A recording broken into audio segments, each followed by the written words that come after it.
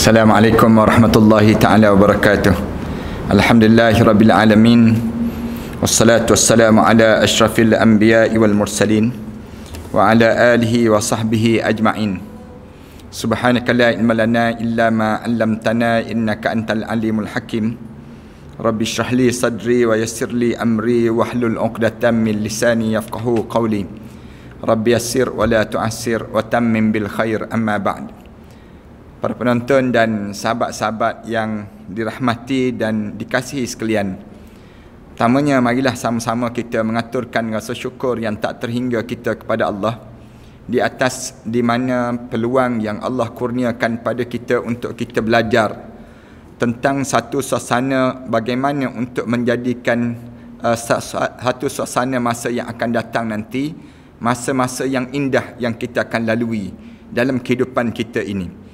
Sebagaimana kita hidup di atas dunia ni, para penonton sekalian, sahabat-sahabat sekalian, kita nak kepada perjalanan pada masa yang akan datang nanti, perjalanan hidup yang bahagia dan dalam keadaan yang kita lapang.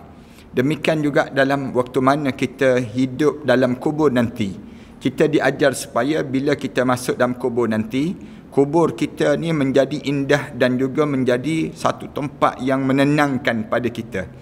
Waktu mana kita berada dalam kubur nanti, kita rasa kegembiraan yang amat sangat. Bagaimana kita akan dapat nikmat yang sebegitu? Jawabnya, apabila kita jaga amalan-amalan kita ni. Waktu mana kita hidup di atas dunia ini, kita jaga amalan-amalan kita ni untuk mengindahkan kubur kita waktu mana kita dalam kubur nanti. Di atas dunia ni kita jaga awal-awal, supaya apabila kita menghadap depan Allah nanti, tak adalah satu penyakit yang melanda pada diri kita yang disebut dengan penyesalan. Ramai di kalangan kita, apabila dia menghadap depan Allah, dia mula datang penyesalan. Menyesal kerana dianya tak sempat untuk nak buat amalan-amalan tertentu. Dia datang rasa penyesalan kerana dia tak buat benda-benda yang diajar. Ataupun menyesal kenapa? Menyesal kerana dia tak sempat untuk pada diri dia dapat nikmat-nikmat, ilmu-ilmu yang sepatutnya dia sediakan untuk dia menghadap depan Allah Subhanahu Wa Taala nanti. Para penonton dan sahabat-sahabat sekalian, malam ini kita nak cerita tentang bagaimana indahnya kubur mukmin. Indahnya kubur mukmin ini berdasar pada, kalau kita belajar sebelum daripada ininya, yang pertamanya di mana tempat yang kita meninggal dunia dan juga tempat kita lahir ini akan menjadi nilai ukur luasnya kubur kita. Waktu mana kita menghadap depan Allah Subhanahu Wa Taala, waktu mana kita menghadap depan Allah, lalu Allah ukur di tempat kita lahir. Tuan-tuan lahir di mana? Yang ni, kemudian waktu mana kita meninggal dunia di mana? Saya ni contoh, saya lahir di Jerantuk Pahang. Saya lahir di kampung Batu Balai, Jerantuk Pahang. Kemudian katakanlah saya meninggal dekat mana? Meninggal dekat Mekah Al-Mukarramah ataupun Madinatul Munawwarah di sebelah Nabi Muhammad sallallahu alaihi wasallam. Allah akan ukur luas mana kubur kita ni, luas mana yang disebut dengan kubur kita ataupun gambaran syurga. Start daripada tempat saya lahir sampailah saya tempat saya meninggal dunia. Ini nak sebutnya gambaran bagaimana indahnya. Bila tempat ni luas, maka dia akan jadi indah. Itu kaedah dalam hidup kita.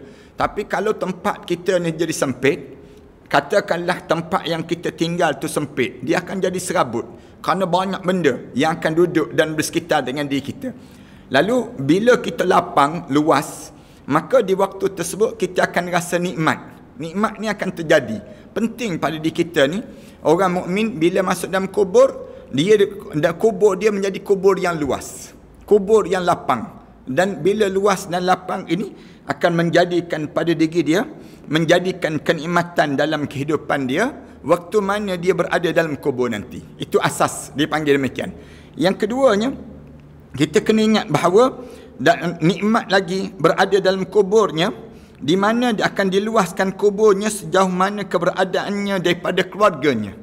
Itu dia jadi demikian. Allah jadikan bila masuk dalam kubur, Allah bagi nikmat pada orang mukmin ni, di mana nikmat dia tu, dia meninggal dunia kat mana, kemudian katakanlah isteri dia dan anak-anak dia berada jauh daripada dia.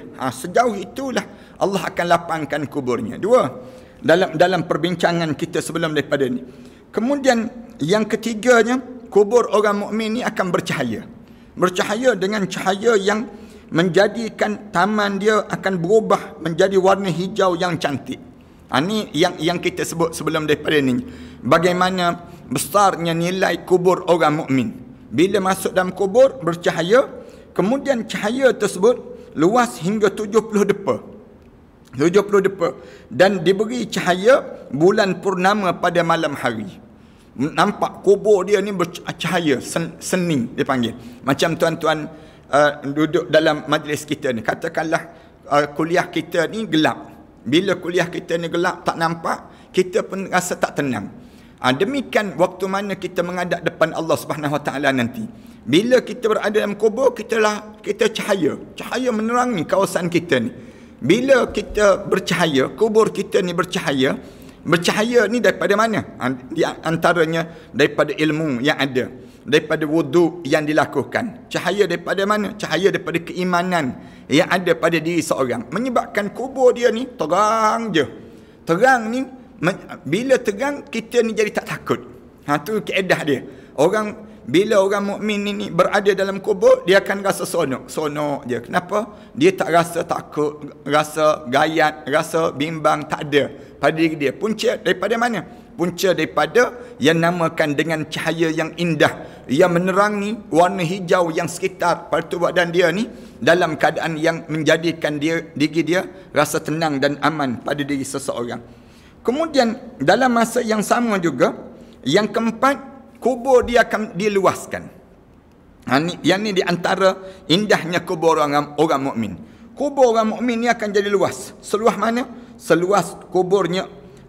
Bila ditanya pada Sayyidatina Aisyah, Muaz bagaimana diceritakan oleh Ali bin Ibn Ma'bad, aku pernah bertanya pada Sayyidatina Aisyah radhiyallahu anha, beritahulah kepada kami tentang kubur. Apa yang diberikan dan apa pula yang akan diperlakukan kepadanya. Waktu mana sahabat-sahabat tanya Sayyidatina Aisyah, tolong cerita pada kami apa benda yang akan berlaku dalam kubur nanti dan apa yang akan tanya dalam kubur. Lalu Aisyah jawab, jika dia seorang mukmin, akan dilapangkan kuburnya seluas 40 depa. 40 depa. Seluas mana 40 depa? Sama dengan 240 kaki. Allahu Akbar. Mudah-mudahan kubur kita lah insya-Allah. Ni nikmat-nikmat yang dikecapi. Kalau kita tanya, bila kita berada dalam hotel, kita dapat apa dia? Keluasan hotel tersebut, keluasan bilik dia, kemudian apa dia? Barang-barang yang ada. Malam ni kita nak cerita yang ni lah. Apa benda yang kita dapat bila kita berada dalam kubur bagi orang mukmin. Sebab tu dalam hidup kita ni, memilih menjadi mukmin menjadi keutamaan dalam hidup. Jangan kita pilih jadi orang munafik. Lebih-lebih lagi lah, jangan pilih jadi orang kafir. Jangan. Dalam hidup kita atas dunia ni, sepanjang kita hidup, kita pastikan kita ni sentiasa hidup dengan mukmin. Jangan kita tergelincir sikit pun. Kalau kita tergelincir, jangan-jangan sekali tergelincir dalam hidup kita ni, cepat-cepat balik semula menjadi orang mukmin. Istighfar, taubat pada Allah. Kerana bila kita mati dalam keadaan munafik, naya kita. Na'udzubillah min dzalik. Ataupun mati dalam keadaan zalim pun naya juga. Mati dalam keadaan yang kafir lagi naya. Dalam hidup seorang, dalam hidup kita ni, pastikan kita ni sentiasa jadi orang mukmin. Jadi orang mukmin ni panjang dalam perbincangan sebelum daripada ni lah, yang cerita tentang bagaimana kita nak jadi orang mukmin. Yang kelima pada malam ini, kita nak cerita tentang bagaimana nak suruh kubur kita ni jadi indah. Jadi indah. Orang mukmin, kubur dia akan jadi indah. Apa yang indah? Luas. Apa yang indah? Kubur dia ni akan jadi lapang. Apa yang indah lagi kubur dia ni? Kubur dia ni dalam keadaan yang Allah jadikan warna yang indah, kemudian cahaya yang indah Allah jadikan. Apa lagi? Wangian. Malam ni kita nak cerita tentang mengenai wangian dalam kubur ini sendiri. Ibnu Abi Syaibah dalam Al-Musannaf daripada Abu Daud menuturkan hadis daripada Aisyah radhiyallahu anha. Aisyah radhiyallahu anha dia menceritakan ketika An-Najasyi meninggal dunia, kami berbicara bahawa di dalam kuburnya masih terus diperlihatkan cahaya.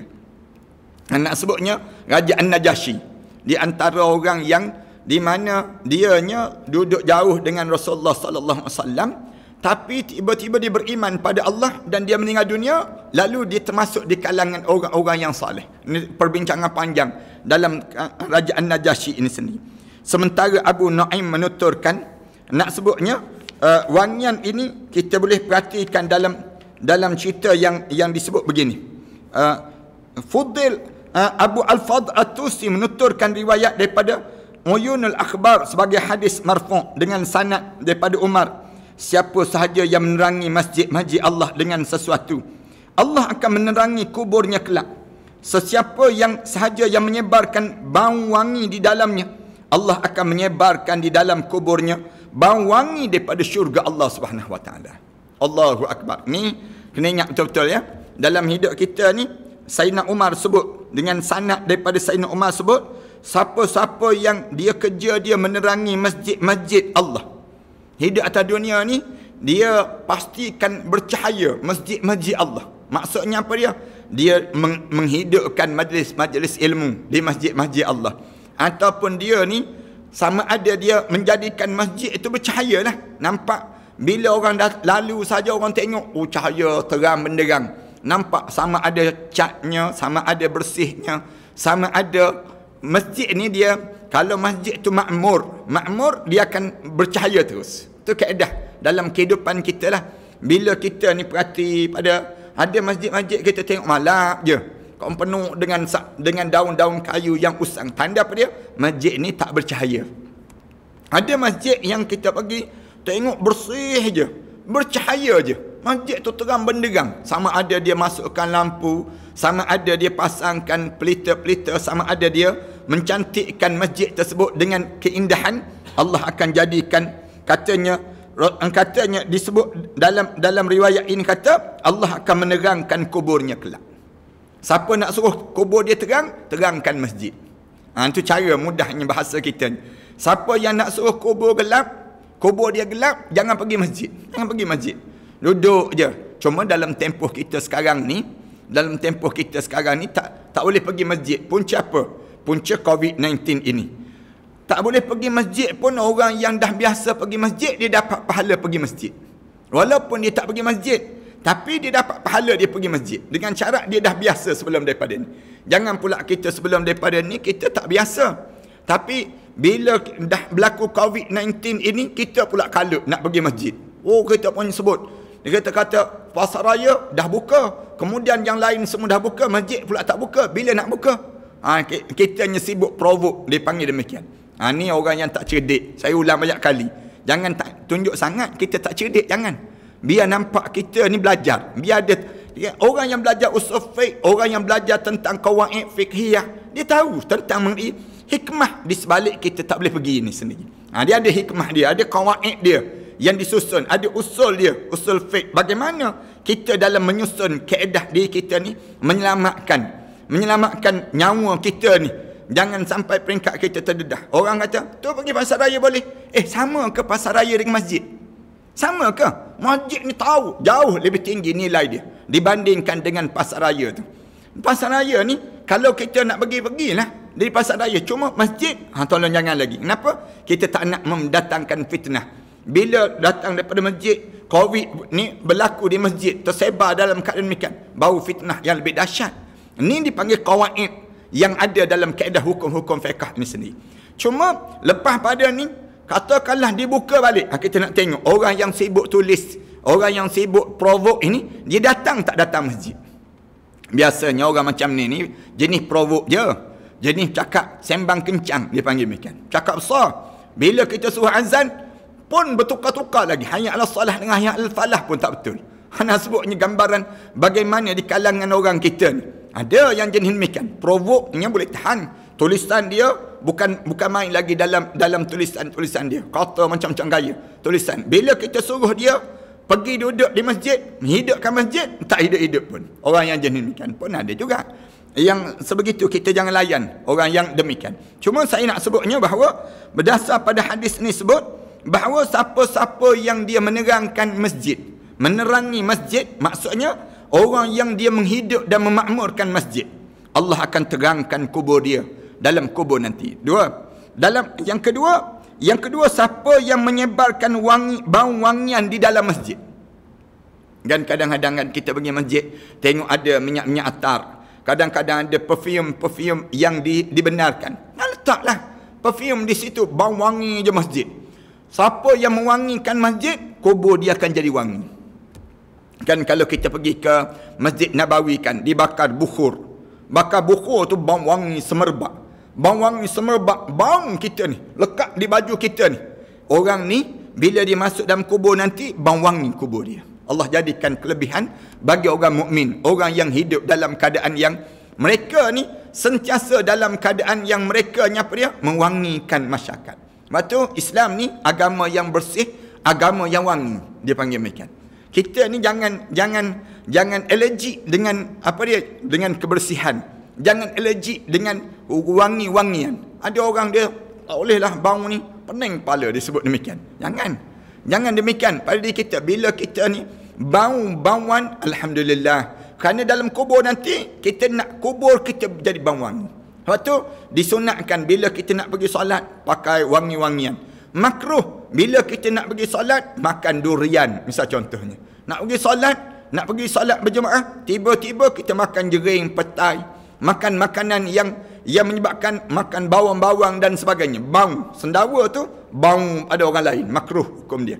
Tapi bagi orang yang dia nak pergi ke solat berjemaah dan sebagainya, pastikan pakai wangi-wangian, pakai minyak-minyak atar, bau perfume yang dibenarkan oleh syarak. Kita pakai benda demikian yang menyebabkan kubur kita ni menjadi wangi waktu mana dalam kubur orang mukmin. Yang kelima, kubur orang mukmin ni jadi wangi-wangian, penuh dengan kewangian. Digambarkan demikian. Kemudian yang keenam, keadaan yang berlaku kepada orang mukmin, kubur orang mukmin lagi, kemampuan kepada keampunan Allah kepada pengikut-pengikut yang disebut dengan jenazah orang mukmin itu sendiri. Bila orang mukmin diusung jenazah dia, siapa-siapa yang usung jenazah orang mukmin hantar ke kubur orang mukmin tu jadi lapang indah, dan orang yang mengusung jenazah ni diampun dosa di sisi Allah Subhanahu Wa Taala. Allahu Akbar. Ni kelebihan bagi orang mukmin dipanggil. Abu Asim Al-Hambali sebagaimana diriwayatkan oleh Ibnu Abi Ad-Dunya mengatakan sesungguhnya hal pertama kali disampaikan kepada seorang mukmin di dalam kuburnya adalah ucapan. Di antara perkara yang bila masuk saja dalam kubur, kedengaran ucapan apa dia? Bergembiralah kerana telah diberikan keampunan kepada orang yang menghantar jenazah kamu tadi. Ceritanya bila orang mukmin masuk dalam kubur tu, di antara benda yang akan disebut oleh para malaikat Allah kepada dia apa dia? Semua yang mengantar jenazah kamu tadi, Allah telah ampunkan dosanya. Allahu Akbar. Kita kan dengar berita gembira kawan kita pun rasa gembira. Ni orang mukmin. Orang mukmin. Dalam hidup orang mukmin ni diajar demikian. Bila kita dengar orang dapat berita gembira, kita tumpang sama. Alhamdulillah, sahabat kita menjadi orang yang baik, dapat naik pangkat. Alhamdulillah, sahabat kita diberi anugerah demikian. Orang mukmin ni akan rasa alhamdulillah. Di antara nikmat yang besar bila masuk dalam kubur, bila dengar orang yang mengiring jenazah kita, yang mengusung jenazah kita, yang bawa jenazah kita sampai kita dalam kubur, diberi keampunan semua di sisi Allah SWT. Satu, jangan sedih bila kita menjadi pembawa van jenazah. Saya nak sebut berita gembira pada pembawa van jenazah dia panggil. Terutama bawa jenazah orang mukmin. Sebab tu berebut orang mukmin ni bila dia meninggal dunia, orang berebut nak bawa jenazah dia. Kenapa orang berebut nak bawa jenazah dia? Kerana bila dia ni mukmin, kubur dia tu di antara taman-taman syurga, yang usung jenazah tu pun dapat ganjaran. Berdasar pada apa dia? Berdasar pada solehnya dia, solehnya seorang mukmin tadi, yang menyebabkan orang yang usung jenazah dia semua diampunkan dosa di sisi Allah Subhanahu Wa Taala. Jangan kita ni orang mukmin ni, satu bila dengar aja orang meninggal dunia, kita kena berebut untuk pergi ziarah, ataupun kita solat jenazah, ataupun kita usung jenazah dia. Bila meninggal dunia kan, Allah yarham Tuan Guru Datuk Ni Abdul Aziz Nikmat, berebut manusia yang nak usung jenazah dia. Bila meninggal dunia, Allah yarham Datuk Dr. Harun Din, berebut di kalangan kita nak solat jenazah dia. Walaupun jenazah dia berada di Amerika, tapi orang kita datang semayang solat jenazah. Allah yarham Datuk Ismail Kamus yang baru-baru ni, sama juga di kalangan kita berebut nak solat jenazah. Kenapa? Walaupun kita boleh solat jenazah dia, masuk dia dalam kubur, Allah bagi tahu pada dia, sebut pada mereka ni sendiri, Allah telah ampunkan semua dosa-dosa mereka yang mengiringi jenazah kamu sampailah kamu ke dalam kubur itu sendiri. Allahu Akbar. Besarnya nikmat dia panggil demikian. Dan Jabir Ibni Abdullah dituturkan bahawa Rasulullah sallallahu alaihi wasallam sabda, hadiah bagi orang mukmin yang pertama kali adalah diberikan keampunan kepada orang yang ikut pergi menghantar jenazahnya. Ialah kita kan galak kan, bila kita masuk dalam, kita sampai sesuatu tempat, tiba-tiba tengok ada orang bagi hadiah pada kita. Banyak hadiah-hadiah yang kita dapat. Kita nak balas balik ni apa dia? Nak balas balik apa dia pada diri kita? Dalam hidup kita nak balas balik lah. Kalau ada orang bagi, saya kadang-kadang orang bagi hadiah. Saya naik kapal terbang, ada pilot yang bagi hadiah pada saya. Bagi hadiah ni, kadang-kadang dia bagi hadiah, dia ambil berapa barang-barang yang jualan tersebut, dia bagi hadiah pada saya. Saya sendiri ni, kita rasa galat, kita nak balas apa pada pilot ni pula lah. Paling tidak kita angkat tangan doa, ya Allah, tolong ampunkanlah dosa orang ni, ya Allah, jadikanlah kebaikan untuk dia. Tu pun bila dia dengar tu, terima kasih Ustaz, terima kasih Ustaz. Nak sebutnya ada orang demikian. Kadang-kadang orang bagi hadiah pada saya, bagi hadiah kain plekat, bagi hadiah yang disebut dengan pen, bagi hadiah macam-macam gaya, bagi hadiah pada ustaz-ustaz ni. Ustaz-ustaz ni, dia ni bila dapat hadiah tu, dia datang juga perasaan dia, aku nak balas apa dia pada orang yang bagi macam ni. Tak ada balasan yang lebih baik yang mereka nak. Apa dia? Doa.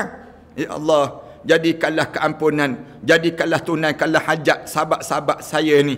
Dia berhajat demikian pada kamu, ya Allah, kamu tunaikan semua hajat ni. Bila dia dengar je, dia kata apa dia? Sonoknya Ustaz tolong sebut nama saya pun sonok dah. Ni nak sebutnya gambaran bagaimana sonoknya di kalangan kita ni bila ada kita baca doa. Dalam kubur, bila masuk kita, orang usung jenazah kita, masuk sampai dalam kubur, kita ni sendiri ni, yang katakanlah orang usung jenazah kita, yang kita ni meninggal dunia, masuk dalam kubur, nikmat apa yang kita nak balas pada orang ni? Nikmat apa yang lebih besar daripada diri kita? Nikmat kala mana malaikat bagi tahu seluruh dosa-dosa mereka itu diampunkan di sisi Allah. Allahu Akbar. Mudah-mudahan kita dapat nikmat ini, para penonton sekalian. Saya kalau dapat nikmat-nikmat sebegini, kita akan rasa syukurnya, ya Allah, seronoknya, ya Allah, kamu kurniakan nikmat yang sebegini dalam hidup kita ni. Kita dalam kubur, tapi orang yang usung jenazah kita ni dapat nikmat-nikmat yang demikian rupa. Ibnu Abbas menuturkan bahawa Rasulullah sallallahu alaihi wasallam pernah bersabda, sesungguhnya pahala yang diberikan pada orang mukmin setelah kematiannya adalah diberikan keampunan pada seluruh orang yang menghantar jenazahnya. Ni dengar betul-betul ni. Satu kita ni, bila dengar jenazah orang-orang soleh meninggal dunia, kita mesti berebut. Mesti kita ni ambil peluang sama. Tuan-tuan tengok orang yang di Masjid Nabawi, misal contoh. Bila ada orang meninggal dunia kan, orang berebut, nak pegang je, nak pegang. Nak pegang usungan tu pun rasa nikmat dah. Padahal kitanya, kalau di saat mana, kenapa kita nak jadi demikian? Bila dia masuk, dia jadi orang mukmin. Dalam kubur tu, kubur dia berubah menjadi taman pada taman-taman syurga. Dan orang yang di bumi di perkuburan Baqi', semuanya di kalangan ahli syurga, Jannatul Baqi'. Dan dipanggil syurga Baqi'. Syurga Baqi' ni, ada sahabat kita kan, Allah yarham Ustaz Nur Azli Musa, di antara orang yang Allah bagi peluang meninggal dunia di Madinah, yang janggut dia panjang tersebut, Ustaz dipanggil Ustaz Taliban, sahabat rakan karib saya lah. Alhamdulillah, dia meninggal di dunia di kota Madinah, dia dikuburkan di depan saja. Masuk saja di perkuburan Baqi'. Di perkuburan Baqi' tersebut, dia berada kat depan, dekat dengan Anas bin Malik radhiyallahu anhu, perkuburan sahabat-sahabat Rasulullah. Sebelah dekat dengan kubur Ibrahim alaihissalam, anak Rasulullah sallallahu alaihi wasallam. Kawasan-kawasan sahabat-sahabat. Allahu Akbar. Orang yang boleh usung jenazah dia ni masuk dalam kubur, Tak adalah nikmat yang besar, yang seronoknya orang dalam kubur ni bila diberitahu apa dia? Semua yang pengusung jenazah ni, Allah ampunkan dosa-dosa dia. Allahu Akbar. Allahu Akbar. Mudah-mudahan kita dapat nikmat-nikmat yang diberikan oleh Allah Subhanahu Wa Taala, dipanggil nikmat yang besar ini. Yang keenam, yang ketujuh, diperlihatkan pintu-pintu syurga yang terbuka untuknya. Orang mukmin jadi indah dalam kubur dia, diperlihatkan segala pintu-pintu syurga yang mula dibuka untuk diri dia. Ini kelebihan bagi orang mukmin lah. Indahnya kubur orang mukmin ini sendiri.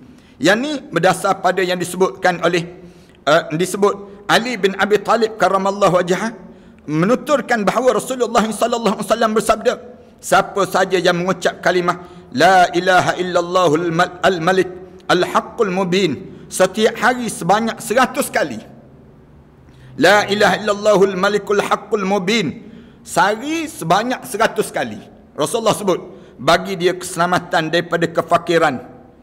Yang pertama, orang ni siapa-siapa yang hidup dia sentiasa sebut la ilaha illallahul malikul haqqul mubin, yang disebut demikian, takat tu je Rasulullah sallallahu alaihi wasallam sebut. Yang pertama, dia bagi keselamatan daripada kefakiran. Orang ni tak akan fakir dalam hidup dia. Yang pertama, sebanyak 100 kali lah setiap hari dia sebut demikian. Yang kedua, kebahagiaan dalam menghadapi ketakutan dalam kuburannya. Bila dia masuk dalam kubur, tak ada rasa takut, tak ada rasa seram, tak ada rasa yang rasa menggerunkan pada diri dia demikian. Dua. Yang ketiga, di mana bila masuk dalam kubur, pintu-pintu syurga semua terbuka untuk diri dia. Nak masuk pintu syurga Firdaus terbuka, pintu syurga Illiyin terbuka semua, pintu Ar-Rayyan terbuka, semua terbuka, pintu-pintu syurga Allah semua terbuka untuk diri dia. Kenapa? Kerana bila dia orang jadi orang mukmin, dalam hidup dia jaga betul-betul kemukminan dia tersebut pada Allah Subhanahu Wa Taala, menyebabkan indah kubur dia tu Allah tunjuk nikmat-nikmat sehingga mereka tak sabar-sabar berlakunya hari kiamat. Allahu Akbar. Mudah-mudahan kita dapat, insya-Allah, mudah-mudahan Allah kurniakan demikian. Hadis ini diriwayatkan oleh Ad-Dailami dan juga Al-Khatib daripada Imam Malik, Abu Nuaim dan Ibnu Abdul Al-Bar yang menceritakan keadaan demikian. Hadis tersebut juga diriwayatkan oleh Al-Khatib Ibnu Umar. Kemudian yang ke-8, indahnya kubur orang mukmin ni apa dia? Ni tuan-tuan boleh catat ni. Catat betul-betul. Ilmu yang kita dapat ni jarang-jarang je kita akan dapat dalam keadaan sebegini. Kecuali kita rajin dan kita menekuni majlis-majlis ilmu, mana-mana ada ustaz-ustaz yang lain yang boleh cerita lagi pada diri kita tentang nikmat-nikmat dan indahnya kubur orang mukmin. Yang ke-8 apa dia? Ilmu yang diajar dan dia belajar itu diletakkan bersama dalam kubur waktu mana dia menghadap di hadapan Allah Subhanahu Wa Taala. Allahu Akbar. Ilmu-ilmu kita ni yang kita belajar ni, tuan-tuan panggil mak-mak kita, ayah kita, tuan-tuan share sebanyak mungkin, tuan-tuan tekan, tuan-tuan tag adik-beradik kita, tuan-tuan subscribe yang disebut dengan YouTube kita, tuan-tuan ikut follow yang ni. Bila kita masuk dalam kubur nanti, segala yang kita belajar ni masuk sekali dengan kita dalam kubur. Berdasar pada yang disebut dengan disebut daripada Ibnu Abbas, diriwayatkan bahawa Rasulullah sallallahu alaihi wasallam bersabda. Rasulullah sallallahu alaihi wasallam sebut begini, jika seorang alim meninggal dunia, mana-mana orang alim meninggal dunia, Allah akan menggambarkan ilmunya di dalam kuburnya. Allah akan tunjuk semua ilmu-ilmu dia, ditunjuk dalam kubur dia. Ini berita gembira bagi orang mukmin. Berita gembira bagi orang yang sentiasa belajar. Apa yang masuk dalam tuadan kita ni Allah tunjuk tayang semua ilmu yang kita ada. Ilmu apa dia? Ilmu yang terlibat dengan akhirat. Terlibat dengan akhirat ni semua ditunjuk, semua. Benda-benda yang kamu faham, segala benda yang menjadikan diri kamu menjadi ilmu dalam hidup kamu dan menjadi pengajaran pada orang lain, Allah tunjuk semua sekali dalam kubur dia. Kemudian diberikan kesenangan hati pada hari kiamat dia. Bila bangun di akhirat, tenang je hati, tak takut, tak bimbang langsung. Kerana apa dia? Kerana dia yakin dia akan serta diselamatkan dirinya daripada binatang yang disebut diselamatkan daripada binatang bumi itu sendiri. Apa dia? Ular, kalajengking. Bila masuk dalam kubur nanti, terselamat daripada makhluk-makhluk yang buas, Dalam kubur tersebut dia tak ada lagi makhluk-makhluk yang buas yang datang saat mana berada dalam kubur ini sendiri. Ini yang sering kali kan saya sebut pada para penonton sekalian. Kadang-kadang orang kita ni dalam hidup dia tak terfikir macam mana dia nak matikan ular yang keluar daripada tubuh dan daripada dalam kubur dia. Dalam kubur ni ada ular, ada yang disebut dengan kala jengking, ada yang namakan dengan binatang yang bisa, kepala lain, kemudian badan lain, yang disebut dalam hadis Rasulullah cerita tentang makhluk-makhluk yang dalam kubur ini. Macam mana kita nak matikan ular tersebut? Hari pertama keluar ular menjala di atas badan kita ni, yang besar dia sebesar tengkuk unta. Rasulullah sebut demikian. Bagaimana kita nak jadikan ular tersebut mati di saat mana dia berjalan di atas tubuh badan kita? Hari yang kedua keluar pula kala jengking. Na'udzubillah min dzalik. Daripada bawah ni bunyi dengusan dia. Nampak taring dia tu yang nak menggigit kita. Na'udzubillah min dzalik. Macam mana kita nak padam tadi? Dengan ilmu semua. Dengan ilmu semua. Tuan-tuan tak boleh nak padam keadaan demikian kecuali sentiasa kita ni buat amalan-amalan. Ilmu ni membuahkan amalan yang soleh dalam kehidupan seseorang. Jaga pada diri kita demikian. Allahu Akbar. Imam Ahmad dalam kitab Az-Zuhd dan Ibn Abdul Al-Bar dalam Al-Ilm menuturkan riwayat daripada Ka'ab. Dia mengatakan bahawa Allah Azza wa Jalla telah menghayukan pada Nabi Musa AS. Pelajarilah kebaikan. Katanya Allah sebut pada Nabi Musa, belajarlah ilmu-ilmu yang membawa kebaikan. Bukan ilmu-ilmu yang membawa kejahatan. Jangan tiru. Ilmu-ilmu yang bawa kebaikan ni apa dia? Mengajak orang menjadi semakin taat pada Allah.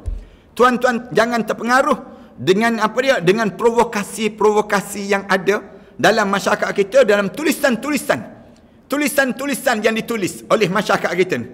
Di kalangan kita ni ada yang mengaku pakar tu, pakar ni dan sebagainya. Tapi tulisan dia tidak menggambarkan dia tu seorang pakar. Anda sebutnya demikian. Kalau kita tengok ada orang mengaku pakar hadis, misal contohnya. Padahal dia Quran pun dia tak pakar. Quran pun dia tak tahu. Menghafal pun tidak Al-Quran. Macam mana dia nak mengaku pakar hadis? Dia tipu atas darat begitu je manusia. Ramai orang kita ni, dia tipu kita ni terang-terang begitu. Tengok peribadi dia tidak menggambarkan ahlul hadis. Pada pakaian dia tidak menunjukkan dia ahlul hadis. Kemudian tulisan-tulisan dia sibuk condemnkan orang. Kata orang tu cerita tentang begini. Seolah-olah dia ni bijak sangat. Sampai tahap demikian. Ada orang yang begitu di kalangan masyarakat kita. Jadi orang macam ni, kamu jangan terikut dengan dia. Kalau kamu terikut dengan dia, nanti kamu akan musnah dalam hidup kamu. Masa akan datang nanti kamu akan jadi rosak. Lalu macam mana nak suruh selamat? Pelajarilah kebaikan. Belajar kebaikan. Dan ajar kebaikan itu pada manusia. Ajar pada manusia ni tentang benda yang baik. Benda yang tidak memusnahkan manusia. Ni tidak asyik nak suruh orang ni pecah belah. Nak suruh orang ni rosak. Jangan belajar dengan orang-orang macam ni. Akan menyebabkan diri kita ni musnah pada masa yang akan datang nanti. Belajar dengan siapa? Belajar dengan orang yang boleh menyelamatkan kita daripada api neraka Allah Subhanahu Wa Taala. Ni ramai orang-orang yang memusnahkan dan merosakkan kita. Sesungguhnya aku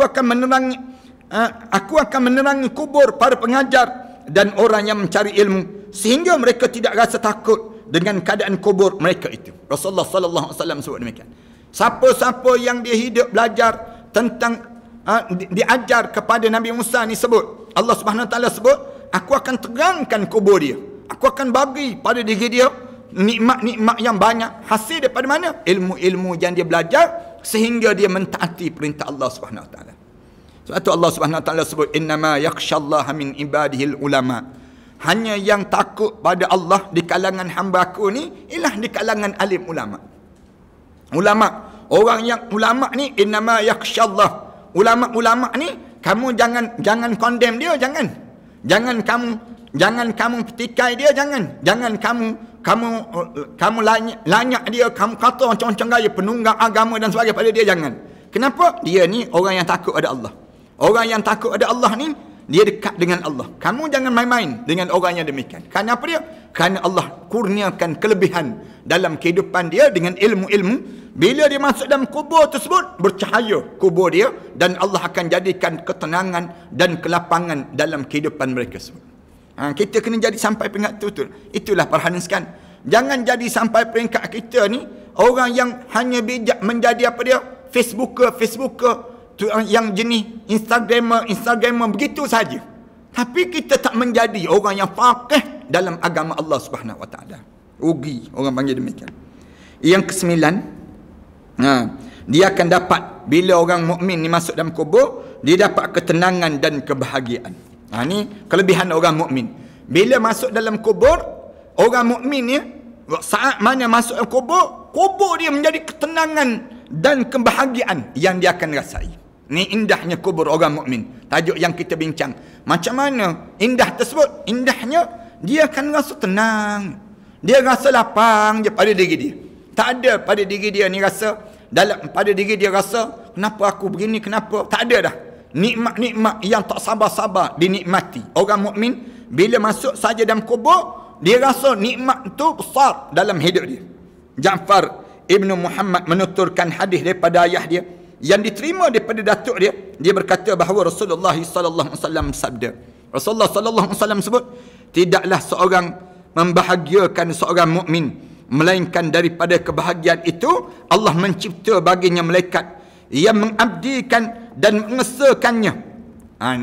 Rasulullah sallallahu alaihi wasallam sebut, siapa-siapa yang melapangkan orang mukmin, Allah akan melapangkan bagi diri dia. Allah akan hantar malaikat, yang malaikat ni cipta malaikat yang menjadikan hamba kepada Allah Subhanahu Wa Taala dan mengesakan Allah Subhanahu Wa Taala. Jika hamba itu telah dikembalikan ke kuburannya, Rasulullah cerita demikian, bila hamba tu balik dalam kubur, masuk dalam kubur, kebahagiaan itu akan mendatanginya seraya berkata kepadanya, apakah kamu kenal aku? Bahagia tu datang, tanya orang mukmin dalam kubur, kamu kenal tak aku ni apa dia? Lalu orang mukmin tanya, siapa kamu? Siapa kamu? Lalu dijawab, aku adalah kebahagiaan yang telah kamu berikan pada si fulan bin si fulan. Ni kadang-kadang kan ada orang yang datang jumpa dengan kita, dia cerita masalah tu menyebabkan kita tolong selesaikan masalah dia. Kita bagi tahu begini. Dia pun rasa balik tu rasa bahagia aja. Seronok jumpa dengan orang ni kerana dia telah menjadikan masalah kita selesai kerana dia. Dia panggil demikian. Orang ni orang yang membahagiakan hidup. Ada orang yang hidup dia ni orang jumpa dengan dia jadi tenang.